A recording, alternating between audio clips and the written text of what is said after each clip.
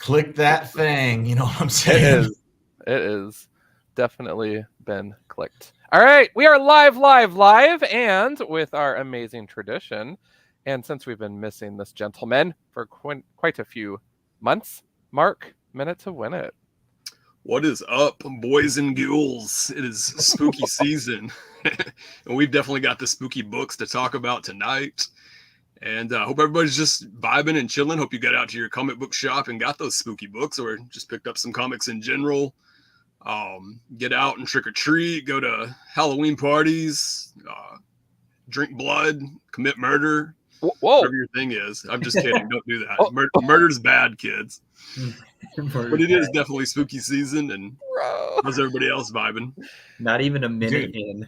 Vibing around, dude. Vibing for sure, man. I'm vibing off of that opening. Wow. Yeah, I'm actually really impressed.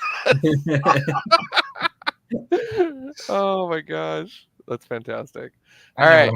Are you guys going as anything for Halloween? Do you have any costumes? Ooh. You know, John is the master of costumes. When John's going to do a costume, because we would have already heard on how much he's been preparing, because he does like a 3-month deep dive when he does a costume. So we know John doesn't have anything huge planned, like a amazing Robin or a Scarecrow or a Freeze. Robin. So many awesome costumes. But I usually only go as I wear horns each year, and then I'm a devilish man, or I'm a demon. But I'm out of town and I forgot the horns, so I think I broke them at the last Ren Fair too. So I gotta get new horns. Does one still work? Like, is there one that's still intact? I wish, but it's just like an elastic band that broke. So it was just like a rubber band around my head with these horns, and I don't know. I bet I could maybe try to fix it. For a party, I had to do a scramble costume. I didn't have one yet. So I noticed that an old, like a groomsman suit that I had to wear for a wedding, I had a red vest. So I'm like, bet. So I just wore my groomsman attire and then put horns on as well. So I was just a very sharply dressed devil man. And then everybody just thought I was Harry Potter because of my glasses. And I was just no matter what you wear. Yeah. It's like, nope, this is just how I look, guys. Oh my goodness. All right. Well, shout out to sharply dressed Harry Potters and whatever tickles your costume fancy this year to all of our awesome viewers. Thank you so much. Yeah. We're already getting some likes and some love. So thank you. Tom, you just literally shot yourself out of orbit. Yeah, because I'm turning my lights off. I realized it. Okay. But I didn't want everybody to look at my butt when I got up. I mean, yeah. That's what we're here for. Shame, man. Yeah. I noticed the viewership went down after you said that. So. There you go. Ooh, is this spooky? I think it looks spooky. It does. I went to a new comic book shop today in Evanston, Illinois, that I've never been to, and they gave me a pink bag. So I've just placed that pink bag over this desk light, and it's made this spooky look. That actually is very cool. I feel like this is something you learned at this opportunity that you're doing. Yeah, right this now. is why you go to school. Yes, definitely. Right. I learned this. This is what I'm going to school for. Plastic bags. To be a MacGyver. Yeah. That's right. All right. Well, before we open the show, we have a beautiful introduction that we need to roll. So we're going to do that, and then we're going to talk about some fun Halloween comics. Let's go. A Comic Book Look, your weekly TV show on comic book culture.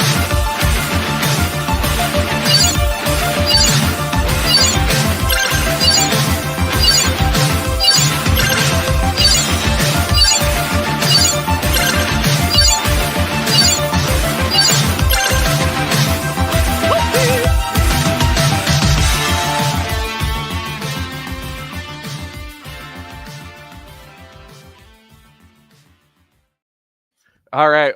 First of all, I just got to say, I will never, ever get tired of that intro. I don't know if we're ever going to change that because it's fantastic. So, Tom, mad kudos. We should have had some spooky music and some blood running over it or something. But it's the comic book way is to not prepare. But I do got to say that that's why we have to give major kudos to John, who made this sweet background with these pumpkins and this spooky logo. I love it, John. Ooh. Well done. Well, thank you guys. All right, well, let's get going here on the Lake of Blood and Terror. Hey, everybody, it's a comic book look. It's your boy, John on Demand, a.k.a. the Grim Reaper, looking so fresh with these locks. That's right. And might I add, certified Loot Crate glasses from many moons ago in orange and black. Joined by co-CEO extraordinaire Tom Devine. There can only be one, a.k.a. hair still longer than mine, and I've been trying to catch up. And Mark, great from another state, brother from another mother, and definitely amazing. Mr. Mark C. Shelton is in the building. And of course, you guys, still the newest hot rod on the comic book look lot. He'll never get rid of that crown. Sam, I am @ Nullman12 on the TikTok for all you cool hipsters out there. Get familiar. How is everybody doing on this fine eve? Doing so good, John. Chilling. Good. Just had some waffles. It was good. Oh, that's awesome. Yeah. Well, I am 1 out of 2 remaining episodes of Agatha in right now. So after this, I'll be watching the closure of the show. So it'll be a lot of fun. Ken and I have been loving that. So shout out to Agatha, my homegirl. And that's a Marvel show, right? Yes. Yeah. And who's in it? Kathleen. Like what characters? Oh, Agatha. I can't get too far into that because that will spoil the balls out of the show. So I don't really want to do that. No, don't then. Don't spoil it for the nerds. It's a good time. It's a good time. Just know, John, I know, and it's dope. Yeah. Hey, look who's in the comments already. Wow, Chad. Hello, Chad. Good to see you, man. Thank you so much for tuning in. But yeah, tonight we have lots of cool things to talk about. So before we jump into the books themselves, Mark, has there been anything ridiculously cool on the comic book front that you wanted to lift up? We have not heard from you in a while. Nothing super spectacular. There was Trick or Read recently, but that's nowhere near as cool as Halloween Comic Fest used to be. Yeah. The books this year, I was like, Venom Bedlam, okay. Not like 2021 as well. It wasn't even like a new comic. Yeah. And then I got that Where Monsters Lie with like the coloring book cover or something. I was like, I don't know. I mean, there's not a lot of good options. I don't know. So yeah, I was a little bummed about that too. But that's all right. 2025's our year, Mark. Let's do it. Bring back Halloween Comic Fest. Bring back. Oh, heavens. All right. Well, we should hit some books because we got a lot to talk about tonight. Tom, you are mobile right now, so you should start us off. That'd be perfect. Followed by Mark. Okay, Mark, hopefully I don't spoil everything for you, but I'm going to talk about, jumping right into it, a book that came out today. Like I said, I was able to get to the comic shop even though I was out of town. So I'm going with Come Find Me, an autumnal offering. Autumnal offering. John, did you hear that right? Excuse me? Okay, let me show you so you don't think I'm crazy. Wow. Okay. Very cool. Has nothing to do with autumnal. Okay. Well, I'm very disappointed. Wow. Imagine my disappointment, John. Yeah. Right? Because am I buying this sight unseen when I see autumnal? Yes. Absolutely. Of course. It's me and John's book. We were like, we both randomly picked it up. We ended up loving it. And it's been years now, right? 5 years probably since it came out. Well, so I didn't know autumnal was like a word that just is around autumn. I definitely thought that autumnal was a made-up word for the last comic because I'm not smart, guys. And because of my limited vocabulary, I was like, yeah, they made up the name autumnal for this comic. I would have done the same thing, man. Guess what? Okay, so I looked it up. Okay, guess what? It is a word.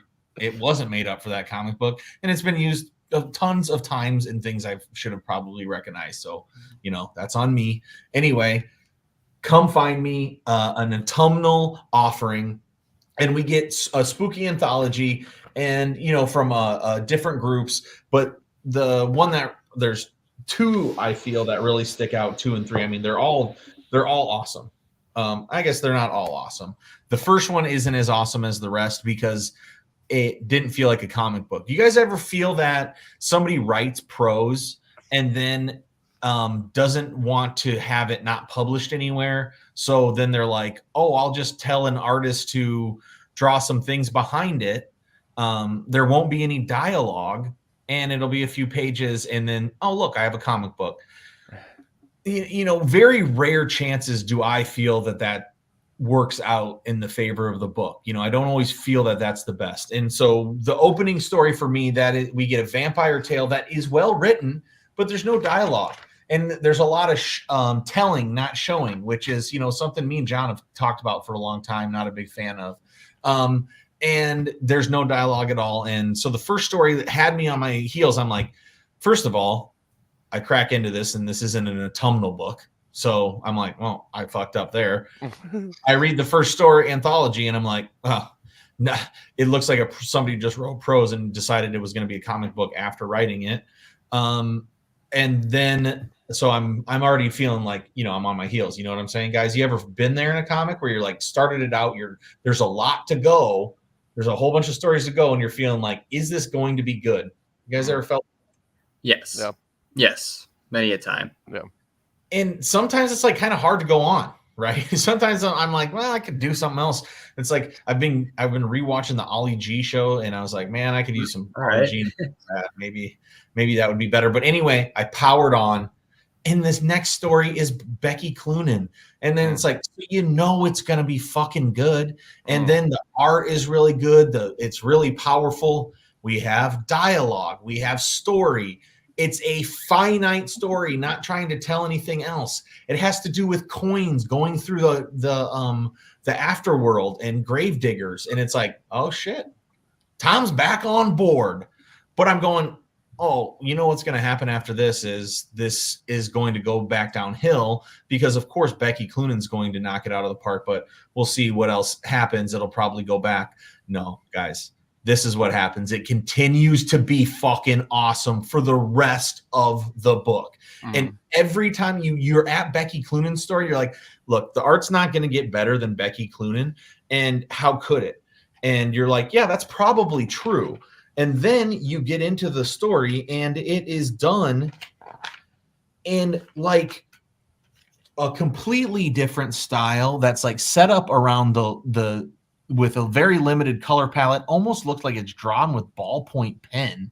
And it's like, okay, they knew what they were doing setting this thing up. So it was like, no, actually that was fucking awesome.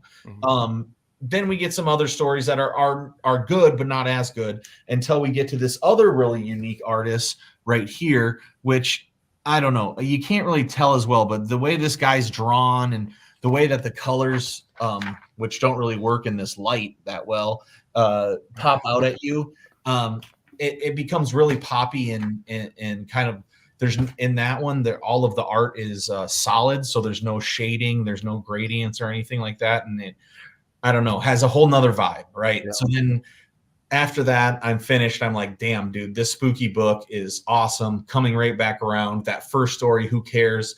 It was my fault. It wasn't, I shouldn't have thought it was an autumnal book. 6 out of 6 beers. Dude, that is like a lot of feels all in one. Wow. It was a good ride, right? Just literally. So does that first story, is it literally just silent, or is there narration to it? It kind of like tells about sexy vampires, like, you know, probably has somebody and he's going to kill them or you know, suck their blood in some sort of sexy way. And you know, so it's like it's been done before. I don't know. It just, honestly, I shouldn't shit on it that much, because I came into that story wanting an autumnal story. Yeah. And so I was already you know, wrong. Okay. I was just kind of curious to see if they literally were just like, no dialogue, no narration. You just got to figure it out by the pictures. Like, well, that's actually kind of cool. Sometimes those are really interesting books, but I thought that was like, is it just narration box after narration box after narration box, like Stan Lee style? Yes, that's what it is. All right. Yeah, I could see why that's a little frustrating then. Yeah. Yeah, and then I've seen the whole book. Yeah. That book does sound pretty interesting, though. I guess I could read a thumbnail, man. What's this distillery? You know, they're doing different stuff. They have this weird format, doesn't fit in long boxes. Nerds aren't happy about that. But is it the size of like a Black Label book? I bet it would be. Bigger? It's just shorter than one, I think. I think it's the same. I think it's the same width. Width. Yeah. Okay. You pick up any of these, Mark? Any of these distillery books yet? I have, yeah. Yeah. I didn't get that one though. Yeah. Sweet. All right, Mark, you're up. I've got Monsters. Mark Spears wrote this right here. You can see the really cool cover, but you got your classic Creature from the Black Lagoon, Frankenstein, all the great Wolfman, all right here. It's by Keenspot. I don't know if you guys ever read any comics from them. I've read a few. And they're pretty good usually. They're a little bit more thicker. I like that. A little more longer story. But it's basically this old school monster slayer has had to come out of retirement because all these monsters are like popping up now. And if you've ever seen the movie The Monster Squad from back in the 80s, it reminds me a lot of that. And if you have seen that movie, like Wolfman's got nards and when Wolfman comes out and everything, it's very similar. They do that almost identically in the comic book here at the very end. Spoiler alert. This came out I'd say the beginning of October though, but I was really pleased with this right here. I'm trying to cut back on how many comics I am getting, so I might trade weight it, but I had to at least get this first issue just for the cover. Yeah. There's like a second printing with like a Halloween cover too that's really cool. Okay. But is that a homage to The Boys? I think I've seen that cover with The Boys. You froze up on me. Is that like is that cover like I think I've seen a cover like that with It's The Boys? Yeah, your monster book. Because I've seen I've seen a cover of The Boys, like all the characters like kind of looking down at you like that in the red cover. Is that similar, you think? I think that might be a variant cover. Oh, well, there we are. Hell yeah. Yeah, it looks kind of cool, interesting. I need to read more spooky stuff, I think, because I haven't read a lot of it. And so when I've tried to like go back into all my stuff that I've had, I have very little actually. So I was like, why? I didn't have a lot either, Sam. So yeah, right. Next time I need to read more spooky stuff, I'll just go to John's house and read some of that. The Crypt. Yeah. Sam, it's the cover of the trade paperback is the one you're talking about. And it is a little bit different because you can see like a lot of their bodies. But yes, they're all like looking at the camera, like the camera is on the ground and they're all looking down at it. Gotcha. So yeah, same vibes. Awesome. Speaking of vibes, can we just take a moment to acknowledge how awesome Mark's shirt is? It's very cool. Well done, sir. Batman Long Halloween. Yes. That's awesome. Appreciate it. All right. Sam, I am. Again, I have like a weirdly perfect segue. Two shows in a row. Batman Long Halloween. I read it. I was scouring my shelves for my graphic novel challenge I'm trying to do. Still trying at it. I was like, all right, what's a Halloween book? Well, it's literally in the title. So I was like, all right, let's give this a read. I haven't read this since high school. I did not absorb this very much when I read it in high school. I think I read it and was like, yeah, that's a cool Batman story. Let's keep it moving. Read something else now. But now, going to this now.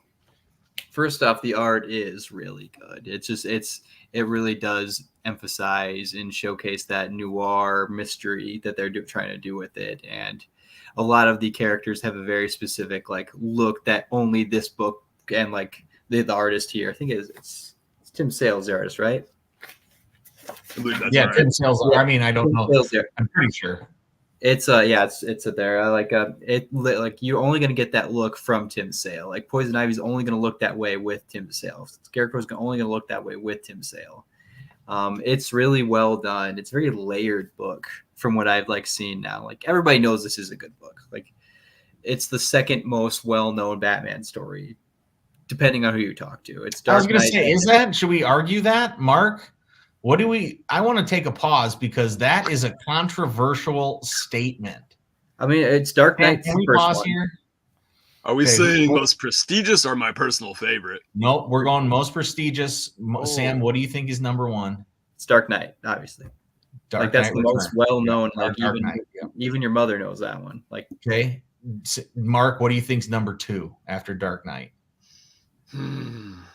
And John, you're going to be thinking three, so start thinking in your head right now. I can't think of anything to top Long Halloween.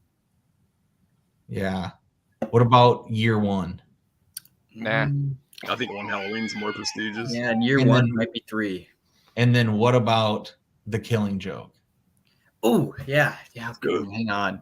Yeah, that might actually top Long Halloween. I forgot about Killing Joke. Yeah, I think Killing Joke is number 2. Yeah, you're right. Then you got Frank Miller and Alan Moore. So you got kind of the 2 big dogs of the 80s knocking it out. Mm-hmm. And then, I think Halloween goes number 3 probably. Yep, that makes sense. Actually, I didn't think about Long Halloween, Killing Joke. But Year One is so good. I personally put Year One over Long Halloween. Isn't that David Matticelli art? Like that stuff's like next level. Anyway, okay, continue, Sam. Sorry, unpause. No, John, did you have one that you thought was good? Yeah. I mean, I like that you guys lift up these suggestions. Halloween is definitely up for gold medalist, but everything else isn't even a bronze compared to the event of Forever Evil. Let's just be real. Oh my god. And that ends the extent of my DC readership. Thank you. Yep. Actually, let's put that at number 1. Okay, let's finish. And Sam, back to you. All right. So Long Halloween, like I read it because it's so fitting for this time of year, but it's really not really a scary book, which is interesting about it. It's literally just like a detective story that spans from one Halloween to the next Halloween, and it's really well done. Some of the stories are like the Joker stories in there are inconsequential, but also very interesting because the Joker's like, there's another madman here, and they're kind of stepping my territory. I don't like it. And the book really kind of showcases the turn from like mob rule, where all the mobsters have Gotham, to just like colorful villains that Batman has to take on. And it kind of shuts down the idea that Batman created his villains. Like, no, they just were here at like just at the same time he was, and they came out in their own ways.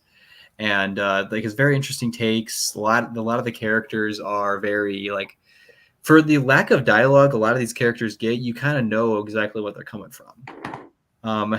One thing I will say is that they definitely watched the Godfather movies before for writing that. It's like, oh, so this is Michael Corleone. Got it. Moving on. What's your favorite? Because how it's kind of like they start adding villains kind of with like each issue when you read it in singles. Mm-hmm. What villain did you think was portrayed the best throughout? Portrayed the best? Yeah, or that you liked the portrayal of the most, like the way they looked. I mean, all of them look so unique. The way they act, it's a very unique and specific type of villain that a lot of these, I don't know, they're to the story. So I didn't know if one stuck out to you. I mean, I'll tell you the one that probably like there's 2 that come to mind first and foremost. Poison Ivy. I haven't read a Poison Ivy in a long time where she's just a villain. Like she's just villainous. I haven't seen or read that in ages. So I was like, oh yeah, I kind of forgot that she was doing this. And like she's into dudes. I kind of forgot about that. Like, because like for a long time she's just been with Harley Quinn. So I'm just like, oh yeah, she likes guys. Oh yeah, I forgot they did that. That one was cool because she's just a pure villain again, and I hadn't read that in a while. Love it. Probably the one that probably got me was the most interesting though.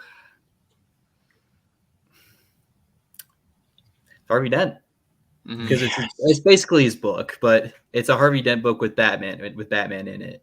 But the slow turn from him being the White Knight of Gotham, the one that's trying to play by the rules and like clean up Gotham, slowly descending into what he becomes, which, I mean, spoilers for a book that was written the year I was born. He becomes Two-Face, everyone. And it's just really well created. Like all the villains they make really interesting things with it. Probably the one that was done the least best was Scarecrow, my favorite Batman villain, because all he yells is patty cake, baker's man. Oh, that's right. I kind of forgot about that. You're right. He's drawn cool, though. He's drawn really cool, rest assured. But I'm just like, this is like not my favorite interpretation of this character.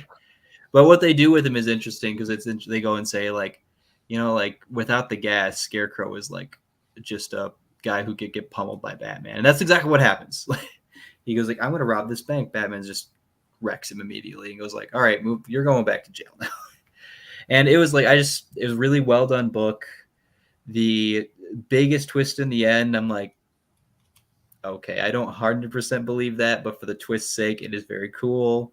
It's very well done. Calendar Man is very well done in it. Just there's a reason why this is number 3 of definitive books for Batman. There's a reason. Yeah, hell yeah. Mm-hmm. All right, John, you're up, man. So I am definitely excited about this one, and hopefully I didn't already talk about this, but I'm going to talk about it again. This series had iconic covers in red, white, and black, and I am talking Scarlet Witch Volume 2. I crushed the whole trade, so I got to read the whole thing and didn't spend hundreds of dollars on it because those single issues do not play. But I will tell you that this is my first time going through this, and the only reason I got into this was because it actually, I believe, is the first comic book appearance of what is called the Witch's Road, which is a theme and a setting in the Agatha show. So this was a lot of fun. I haven't read Scarlet Witch Volume 1 yet. Volume 1's only 4 issues long. So I don't think I'll have too long to spend on that. However, it also comes from an era where there's lots of words and feelings in the comic book bubble, so that'll take me a while to stomach too. So this was a lot more fun though. It's really funny because Volume 3 and probably Volume 4, I haven't read it yet, of Scarlet Witch have that formula of just kind of one-off stories that all link together. Mark, I see you. Nice cup. It's so fun to see the series be true to the roots of it. So I'll be curious to see how that Volume 1 treats me and if it compares to that. But this was such a treat. Artwork was all over the place. I was here for it. We had magic. We had, just the sassafras between Wanda and Agatha. It was so great. I loved it. Yeah, I loved it. I loved it. So definitely recommend if you see any singles of Scarlet Witch Volume 2 just floating around out there and they're not too expensive, grab one, try it out. They all could be read standalone. Here's an example of what the covers look like. You've probably seen them just floating around there, but it's just gorgeous artwork. It's so quirky and fun. So I'm so glad I scored this, and it was a good read. So iconic. I mean, those the minimalistic covers are so impactful. And even that red and white gridded one that you put in there, it kind of looked like they were in the, Tron or something. Yeah, I don't know. But I mean, that was, like exactly Tron. It's that shit is so cool. It looks, it's kind of like you can be as stylistic and crazy and detailed as Tim Sale and have a huge impact. Heck yeah. Or you can have a complete white cover with beautiful script and just a very simplistic icon like of Scarlet Witch, and it could be argued that it's better. It's just very weird how that design can play such a big part, because even when you hold that book up, John, it's just so aesthetically pleasing. And then Agatha on the back. So is that the one written by Steve Orlando?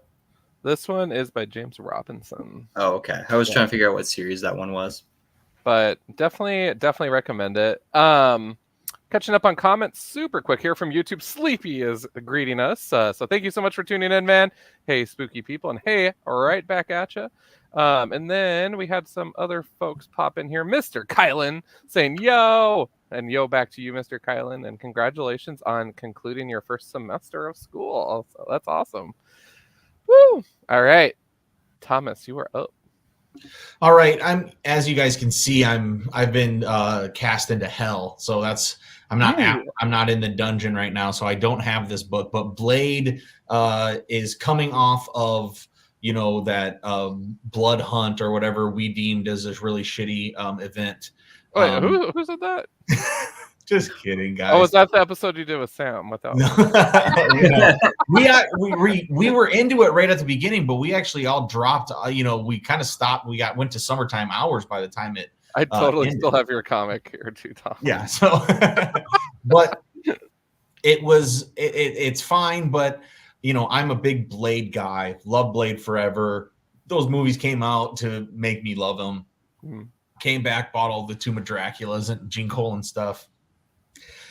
So I'm excited about, having Blade has his own cover, but then they go right into the same blood hunt thing. They're putting them in poly bags and saying that they're mature, that kind of having the same thing that, I'm not really into.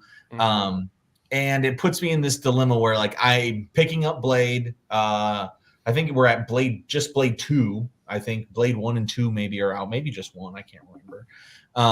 But it's like I love that character. I usually pick up the books if Blade's in it. But now we've been in this kind of case where Blade's been in the books, a lot of books, for like 5 or 6 years now. Wolverine syndrome. Yeah. Yeah. And it's kind of like, yo, when was the last time that the Blade books were really, really, really good? It's like maybe Mark Guggenheim 15 years ago. So I think it's like probably won't stick. I'm going to stick out this series, I guess. I just know myself. But it'll be a limited print anyways. Yeah, it is. And I just feel like Blade. It's time for Blade to go low key again. Show up in a monster book every once in a while. Be a guest star once a year. And then he's the baddest motherfucker around. But if he's the baddest motherfucker around all the time and controls all the vampires, and vampires are all around everywhere, and it's like it just gets to be a little too much, and that's where I'm at right now with Blade. So I'm rocking about a 3.3 beers rating on that series right now, and hopefully it turns around. You know what I'm saying, boys? No, I'm feeling the same thing about Moon Knight right now, oddly. Like I was like, Moon Knight is everywhere. It's amazing. About like 2 years ago, and I'm still reading everything, but they keep changing the numbering on him and putting him in a new book out like every 9 issues, to where it's like just hard to keep up on it now. And I'm just like, maybe it's time to take a break on it. So I feel you exactly. Thank you, Sam. Yeah. I unfortunately cannot relate to that, just because Werewolf by Night, if he wasn't everything, I would be completely happy. So. Yeah. You kind of look like Werewolf by Night right now. You look like the Wolfman. Yeah. There you go. Jack Russell. There you go. That's amazing. Thank you. Cool. I guess I'm up next. I got Headless Horseman here from Dark Horse, and I think this came out maybe a week or so ago. But it's the 2024, like basically Dark Horse's Halloween issue. It's nice and thick. It's pretty much just like an anthology book with 5 stories. The Headless Horseman here tells the stories, kind of like a crypt keeper type character that goes into each story and tells it. But one story was a sea monster. And then there was another story where it's like pumpkin spice had like taken over everybody, and like consumed pumpkin spice, you became evil. And there was like another group of people trying to just keep Halloween traditions alive, but the pumpkin spice people were like taking over everything, and it was I need that. Good. I kind of want to read that now. I need that. Yeah, dude, I'd give this 6 out of 6 beers for sure. It was, in my opinion, this is just like a perfect Halloween comic book. Yeah, that's so very funny. I love that. Yeah, lots of other great stories in there as well. It's like a community of zombies where like they take care of each other and make sure everybody has enough to eat, and it was really good too. So highly recommend this though. I loved it. Heck yeah. I'm going to check that out. That's good. Excellent salesman there, Mark. Yeah. Awesome. Guys, the pumpkin spice people they're coming in. Take cover. Hide your what are they? Stanley cups, everybody. That's where we need to cue that classic scream sound effect. Oh, the Wilhelm scream or something? Yeah. It's like in movies, music, in there. Yeah. That's amazing. I have it here somewhere. Oh, here we go. Here we go. Let me see if I got it on my. It comes in handy. The old Wilhelm. Yeah. There we go. There you go.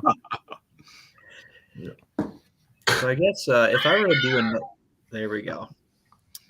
If I was going to do another book, I actually read. If I knew that we were going to do another like. If I had more spooky books, I probably would have read them.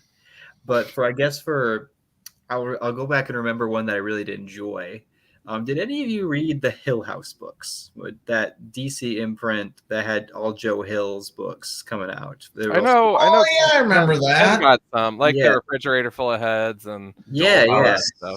I read the Dollhouse one. Oh yeah. That one it was really weird. I remember like I'll try to remember best I can about it because that was the one I kind of like dipped my toes into with it, and it was all about this like dollhouse that's been in this attic for ages, and this and if you were to and there's something just in there just for some it talks to you, and if you let it, you can live forever inside the dollhouse. And this girl, she escapes it somehow, but her like in 20 years later, her daughter gets put in there, and her daughter is just like kind of living in this little house with people from like 1850. And I won't want to spoil it, and I really don't want to explain it because it's kind of like gross for a stream, but it has its ideas are on like motherhood and like how like if you think about it like the act of giving birth is very creepy and gross look if you want to think about it that way, and the story like has like eldritch horror like Cthulhu monsters in it, and it is all around pretty disturbing in a ways, but also like kind of empowering in a way where it's just like the main character rises above this thing that's been taunting her for years and saying, come just live in the dollhouse like you did last time. It was really fun. You can be like 12 years old again here. You can be whatever you want to be here. And she's like, no, that was crazy. I'm never doing that. And she got her daughter back. She like reunites with a bunch of people she thought were dead, and it was really well done. I was one of the first like horror books I read continuously. I really enjoyed it. It was kind of a bummer that they didn't continue that Hill House run. It was just kind of like they did the first like 7 books, and they're like, all right, that was fun. See ya. That's why I'm glad to hear that you liked it, Sam, because it was I think the whole line was poorly received, and that's why it didn't last very long. The sales were down, weren't what they wanted them to be. And I remember checking out a few of the books, and I don't think it was ever my favorite, but yeah, I'm glad that maybe I'll have to go back and check out the Dollhouse. It was really good. The Dollhouse is creepy and disgusting, and I think if you're into like body horror and like seeing like what humanity looks like with a more sinister tint, it's a really well read. It's a really well done read, I think. Awesome. All right, John, hit us with the one. All right. I do have another book. I wanted to lift these up super quick because I don't know if I've lifted these up yet. If I have, I'm sorry. I had a chance to visit a vendor that sold foreign versions. So I have of comics. And so I have a pair of Sweden versions of Tomb of Dracula that have... so it doesn't look too exciting. The header is different, and then all the text isn't different. In Swedish, I'm assuming. But this one really caught my eye with Werewolf by Night on it, which I was excited about. And then I got the same cover of one of them from Yugoslavia. So it's a slightly bigger publication. The country that doesn't even exist anymore. Yeah, it was the guy right by the wall. You would have gone through that door to the video game room. Yeah. He got a lot of our money, John. Oh, he got some too? He got a lot of mine.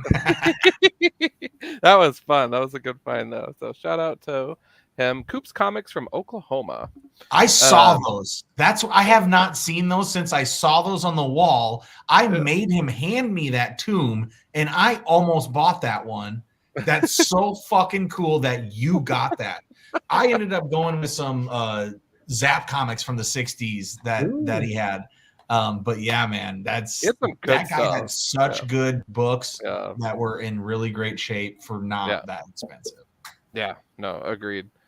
Well, speaking of really good books, I mean, I don't mean to steal the show from those old things, but Crypt of Shadows #1, and of course, I couldn't settle on just one cover, so I got them all, and I'm really excited about that. Yes, Mark.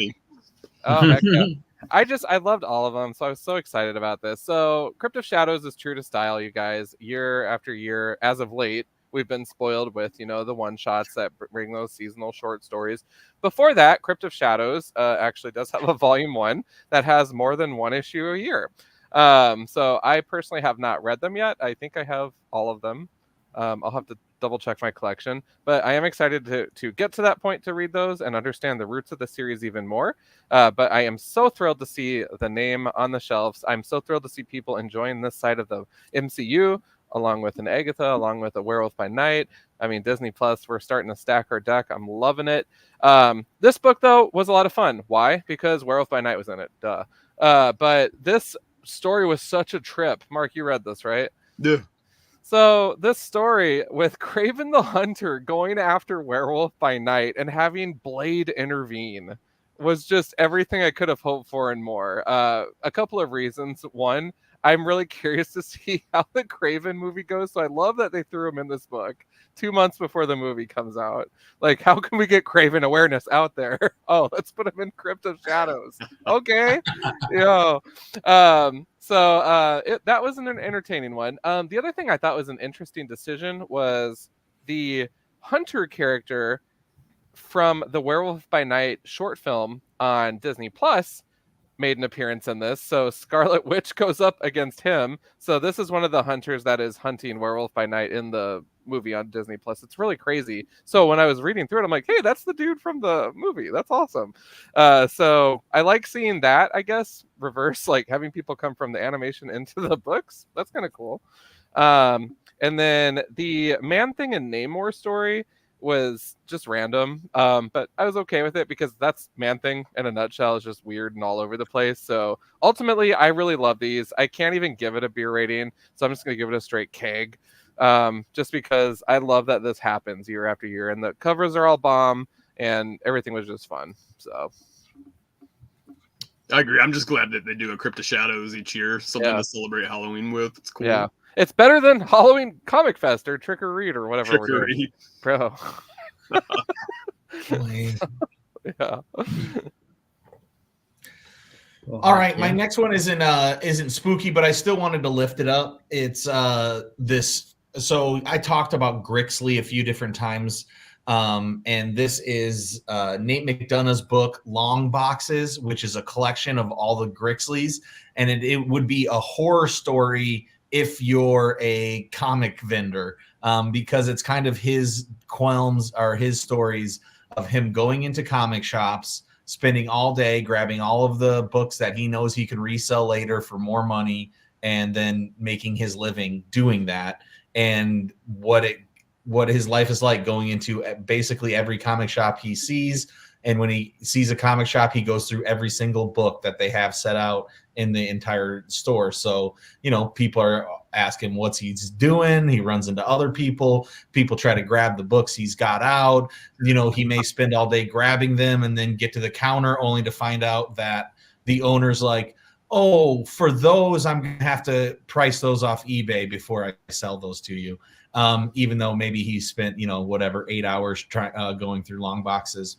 So Long Boxes, it's a really great collection. I actually have 2 copies. So John, I'm going to gift you one of these because I think you should check it out for sure, man. Well, I was going to say, I feel like Sam and I observed that. Yes. I'm not saying anything, but I'm just saying. I actually admired the hustle. I was just like, look at this guy. He's still going. Dang. No. He's still going, man. And so, but check it out. Long Boxes, the collection. It was this really cool print, has this cool side on it. Great back art. This is the main character, which is Nate. It's a self story, and he always draws himself as this hunched over man. He's always hunched over a box, and he always has a big scraggly nose. And so that's what you think he's going to look like. And then I saw a picture of him, I was like, you just look like a normal, nice, handsome man. You draw yourself like this. He draws himself like a kind of like this grotesque, comic book hunter. And that's clearly not the case at all in real life.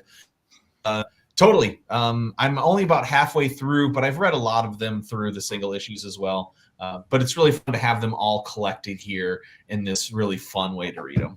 I will 100% check that out. Tom, it would be a great experiment I want to hear Like it. I would love for you to like have someone who has never read like a comic read that book.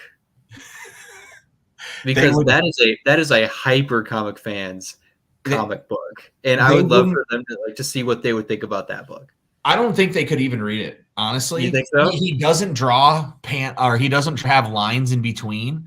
So you have to know what a 9-panel grid is to even understand, to even read it.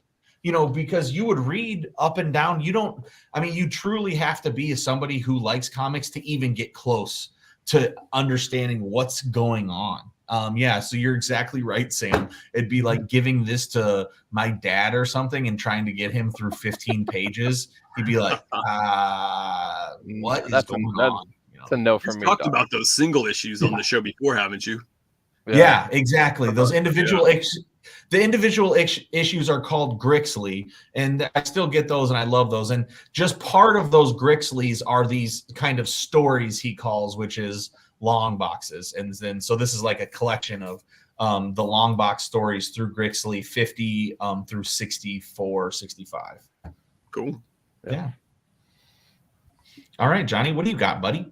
Me, Mark. Mark. Sorry, I went the wrong way. Mark. And you got 10, so do like 2 since we already got or at 40. I don't even have 10. I was just messing with Sam earlier when he said.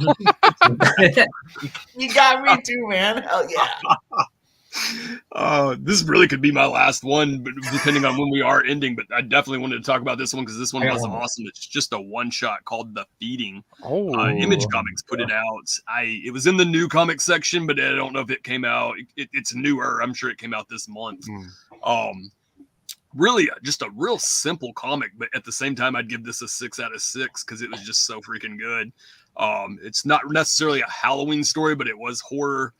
It goes back to this young kid, goes through a house fire, loses his dad in the fire, and he tries to get away from his past. There's a lot more to it that I don't want to spoil, but he tries to get away from his past, but like this painting continues to haunt him all throughout his life, and he tries to do all kinds of adulting to get over it, drugs, drinking, sex, anything he can to just get away from his past, but it always keeps to haunt him, and it's in the painting that haunts him. And ends really awesome, and I talked about Tales from the Crypt earlier, but it really just reminded me so much of like a old school Tales from the Crypt episode, just all contained right here in this one issue, but so good.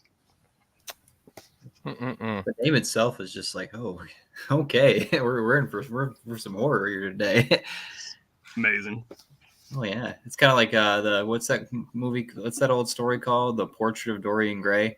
Where he's always haunted by like his painting, because the painting shows like what he really is, even though he stays beautiful or something. Is that kind of what it's going for? Or is that a little different? A little different than that. Okay. So that's an Image book? Yeah. I didn't see that in the listings. Apparently I need to look a little more on the listings. That looks cool. It was in with the new comics, unless they just took something from last year. No, it says 2024. Sometimes they'll throw Halloween comics out there from previous years. It's probably just I was not looking at it properly. That's probably what it was. Yeah, but if you catch it, I highly recommend picking it up. Oh, snap. So, guys, I have the most horrific book out there. Literally, like, you will shriek in terror if you see this book right here. It's called Spork number 6. Oh, just terrifying. Just like every page, my eyes want to recede into my skull because it scares me every time. Like, look at all these amazing places I need to go. Oh no! And like I'm terrified. The anxiety of not going to the places just reeks. But nice. No, I just wanted to showcase the book right here since it was right here. I'm like, you know what? Throw it out there. You can get this like literally any like spot that maybe not every spot, but they're all a lot of the spots listed in there. You can get this book and it's absolutely free there. It's an encourage to just grab it and actually have an honest and real like guide to the city of Sioux Falls, and it's way better than the one that Sioux Falls actually puts out. So that is listed right there. And Mark, I want to send you one, man. I got to get your address, dog. I'll send you one. 100%. I got Mark. I owe you like 1 million of our comics, dude. Too. We'll send the love right back in some form or fashion. I definitely want to read your stuff, everybody's stuff. So can I do a non-horror book just because I want to talk about it? You can do whatever you want, Sam. You don't have to Okay, ask all right. I permission. just wanted. It was And like if it you was. do ask strong permission, I'm feet. gonna say no. Just do it. Okay, you got it. So this is like oddly a new favorite of mine. It's like one of the first books that I like pick up, and it's not something I would have thought I was ever going to read otherwise. Little Eye Popeye? Anybody reading the Popeye book right now? It was a free comic book day issue, I believe. Yeah, I read that. yeah, it it was, was a free good. comic book. I read that and I'm like, this is kind of fun. And then so it came out, read the first issue. It's literally the same thing. You can read the free comic book day. So I wasted $4 doing that, but I don't care. But the second issue really brought this story that already was like would have Popeye, but also Dragon Ball Z. Like a manga Popeye. Yeah, it's like manga Popeye, where he's like fighting like these like progressively harder like champions. The second book goes bananas with stuff. It introduces new characters. It like develops like things with like the character like already introduced. Makes the bad guy in the first one a good guy for like one moment. So when he fights this other person, like Olive Oil gets a magic wand. Who's publishing that? It is massive publishing. Nice. They got the Popeye license. Yeah, it's like it's gotta like, be cheap. It's literally it's so weird because they go so deep into the lore of why Popeye is the strongest person there is, and it's almost like I'm reading like Green Lantern lore, but with Popeye the Sailor Man.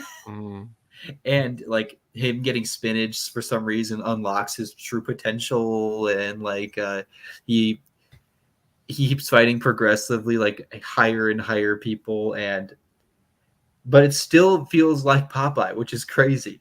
Sam, you ever see the Robin Williams movie?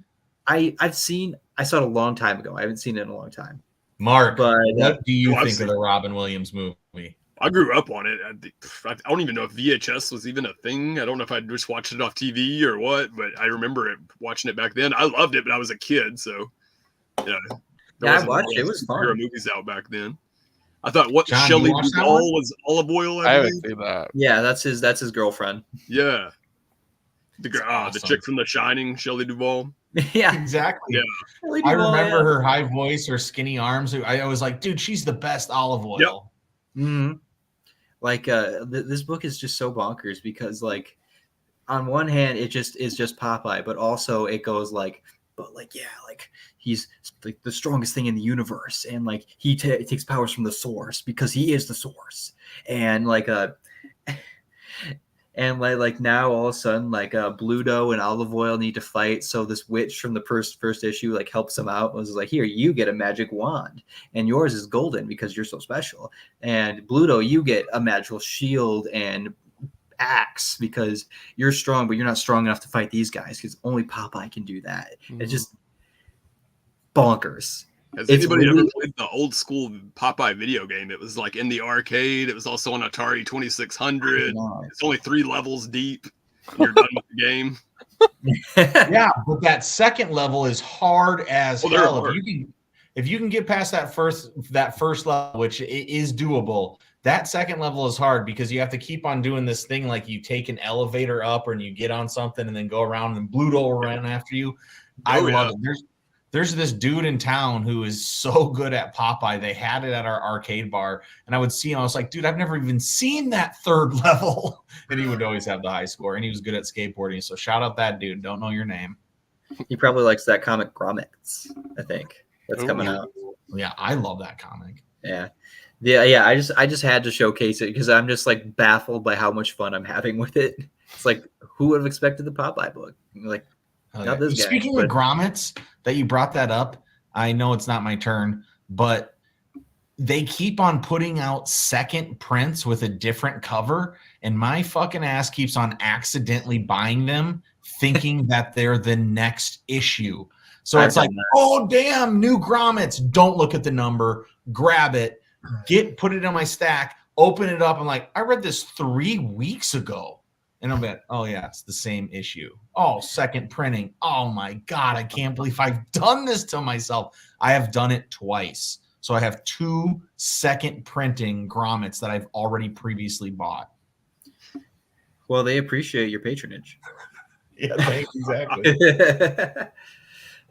But yeah, like it's a really fun book. I really wanted to showcase it. I think everybody should at least go to the second issue, because you will definitely get the feeling of what this book will be. And if you are down with that, then you'll continue. Then you can probably see, like, you'll continue to read it. But after issue 2, if you're like, I don't know about this, you can tap out and you'll know what you're not even missing anything. But a lot of fun for me. I loved it. Boom. Yeah. Brian's weighing in here saying great film, 10 out of 10 on that Popeye reference. So well done, gentlemen. What about the new Venom movie? Is it a 10 out of 10? Anybody seen that? I am refusing to go see it in theaters as I wear a Venom shirt. Oh my gosh. So this boy's gonna go see that movie. I can't wait. Oh my gosh. I'd like to see it. I haven't seen it yet though. I love how silly, like, Venom movies are slightly better than every other Sony Marvel superhero movie, but like they are still goofy as heck. I love that. Oh. I love them. They're like our B movies. Our equivalent of today's B movie is the Venom movies. And yeah, I haven't seen it yet either, but I'm taking the whole family. Like, it's a family event. All 3 kids, my wife, they all like Venom more than I do. It's a 4-quadrant film. You should definitely listen to the Eminem song as you're driving there. Venom. That's really dope. Dude, that's a great idea. And I definitely am going to do that now, Sam. Yeah, there we go. All right, what you got? Before I hop into my last book, just a general PSA for everyone watching. This is a national broadcast, of course, but please pick up your the autumnal trade paperback. Be a responsible comic book consumer and do the right thing. Vote with your dollars, people. Wasn't it like 8 issues originally? Yeah. Yeah. Trade is awesome. They had a stack of them. Vault Comics was at SuperCon, and I went up to their table and I bought like half their table. Like Vampire the Masquerade, like huge like thing. Autumnal, The Nasty, I got that. Like, shout out to Vault, man, they're awesome. But for my last book, I actually wanted to give a shout out to Elliot Rahal from the Twin Cities area. Was at SuperCon. I did not know this. Elliot was involved with Archie horror books. He has a current one going right now. And so I picked up the trade, so the Chilling Adventures, and then I got the Madam Satan Hell on Earth. And then on the back, I've never had a creator do this for me. I got my own custom art on the back, and he said, "Hey, what TV show are you watching right now?" And I said, "I don't know, Bridgerton." And so he drew a turkey with turkey boobs. And it's instead of there's a character in there called Lady Whistledown. So this is literally, he wrote Lady Turkey Dow on there.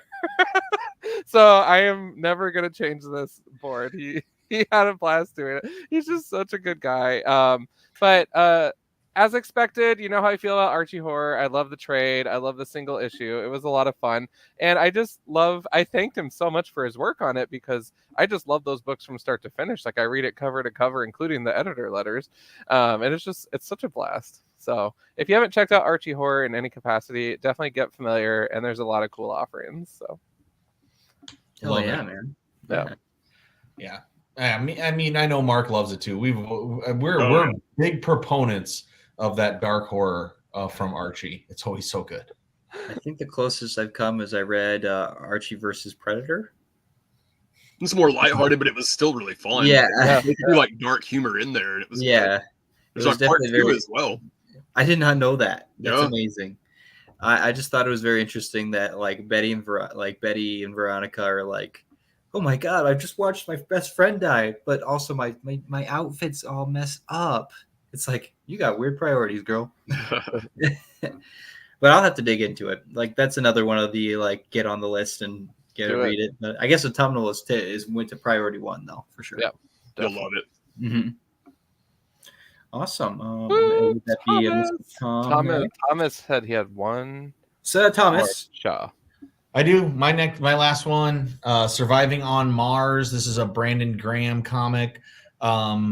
It's a diary comic, so it's about his life, his slice of life, like in these little stories that he comes up with, but told in a very surreal way sometimes. And he's very vulnerable, depressed. I mean, all of the different emotions that humans get, and he puts it out onto the page.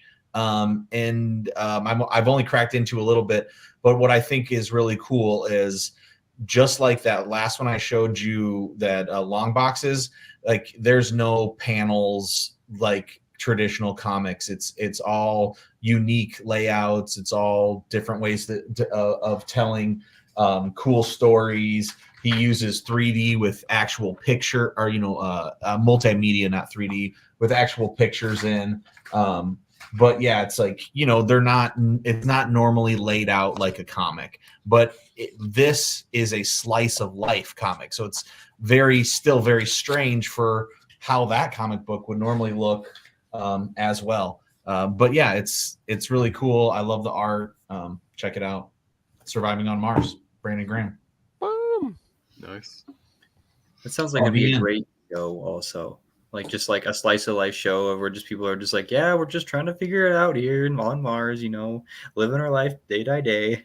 I'd watch that kind of that. Yeah, it's good. Check it out. Last one I'll lift up, talking about Archie. This is more the lighthearted Archie, but this was their Halloween special. Yeah. And it was just a lot of fun. Maybe I'm just feeling the Halloween spirit, but I had a lot of fun with this as well. Nothing profound or groundbreaking, but it's just Archie getting into trouble with girls and Halloween parties and just silliness, watching horror movies, and just a good time, really. I don't think you can go wrong with these if you're just looking for some good lighthearted fun. Kids could read it and enjoy it as well. Boom. Heck yeah. Is Reggie up to no good? Oh, yeah. He was always my favorite character. I don't know why. Reggie was my favorite. Awesome. Samuel, what you got? Last book. I'm going to lift up an old, like, not really that old, but a book that I remember what was really good. Did any of you read Night Terrors? Oh, loved it. Yeah. Not the Batman one, but the Detective Comics Night Terrors books, where Jim Gordon was the main character. Mm-hmm. Those were very good. Like, it was probably the first time I was like, DC Comics, are you all right? Like, this is feeling very Vertigo.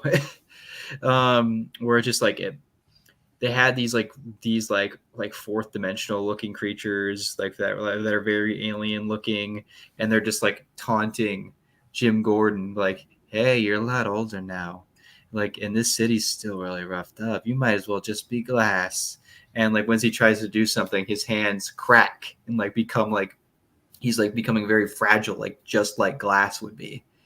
And like there's these like weird bemasked people who go call themselves the good people of Gotham, who ask for like, I need the riches to save Gotham, I need the power to fix Gotham. And these like fourth dimensional beings were just like playing massive tricks on everybody, go, I can do that for you, and like gives them so much riches, but makes them spew out their mouths as you go. It's like, you need all this riches, we'll see if you can survive to take it. Or it's like, you need all this power, we'll see if you can lift all the weight that comes with it. And then drops like this whole thing of weight on them and stuff. Like, and it's written very like hyper, like poetically, and like you can tell like you're not 100% sure what's fully happening. It was for a regular old DC Detective Comics story, the art and how it was written, really well done. And like the fact that they used Jim Gordon in it really brought out this more like, I don't know, Lovecraftian feel to it, because he's like more of an everyman character that you can feel like the horror more with. Who's like, you can tell it's like, this is not what I signed up for. I was a cop in Gotham, that's all I wanted to be, and now I'm falling apart. Like, now my arms are literally falling apart and turning into glass, and I'm seeing these people like become deformed in front of me, and and eventually I just can't.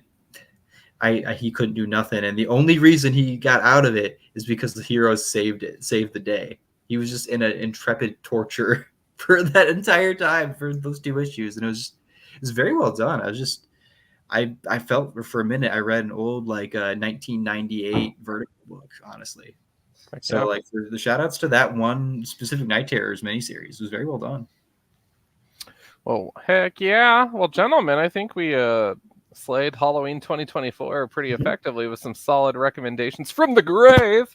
So definitely, if anyone out there that is tuning in or watching the replay and you have read spooky reads that you want to lift up in the comments, feel free. We love hearing from you. And shout out to everyone that's weighed in tonight too. Holy smokes, we were having some fun in the comments. So thank you. Before we wrap up, does anyone want to lift anything else up? Get your issue. Make sure to look us up at Bamboo Panel Studios. Ooh. We got some books out for y'all to see. We're gonna get our website up pretty soon, but we got some new stuff coming out, guys, and it's gonna be real fun. You best believe. Kickstarter starting very shortly. Yeah. Well, tell them a little more about that, John, I guess. The Kickstarter for Cosmotrope #1. We just ordered a lot of books. Like, I'll probably get 4 boxes of books of Cosmotrope #1. We have different covers. We have replenishment of variant covers that sold out. So that's exciting. And more blanks on the way too, blank incentive covers. So those are always fun to do. But I would say check our social media coming up here in the next couple of days, because we should have a Kickstarter fully launched. Also, I just want to give a shout out. Maria Wolf did a custom cover for me on Cosmotrope #1. So that's fantastic. She was like, I made the main character and the bear do the same pose. And I was like, that's amazing. So I'm living for that. And then shout out to our friend Gabriel Perez. He rocked that cover on Cosmotrope. And that one, it was just unreal. And then Gabriel did this one too. Yeah. So I love my Cosmotropes, man. It's good stuff. Also, really quick on the Halloween note, shout out to Maria Wolf for the Werewolf by Night remark from Blood Hunt event. Super dope. So loving that. And other than that, yeah, I got nothing else to lift up. Cool. Heck yeah. Well, with that, you guys, we are going to take off, but we are so excited to be back online. Check out our episode last week. We'd been gone for a minute. Apologies. It's just summer operating hour standard procedure here. And we will be back with you in the next week or two here to check in and talk some more books. And I guess I'm going to roll that beautiful video. But before I do that, I give you Keep It Comics, and then I pass it to Mark for... Bagging and boarding's never boring. Happy Halloween. Happy Halloween. All right. Well I'm going to done. roll that beautiful video, and you guys have a very safe holiday. A Comic Book Club, your weekly TV show on comic book culture.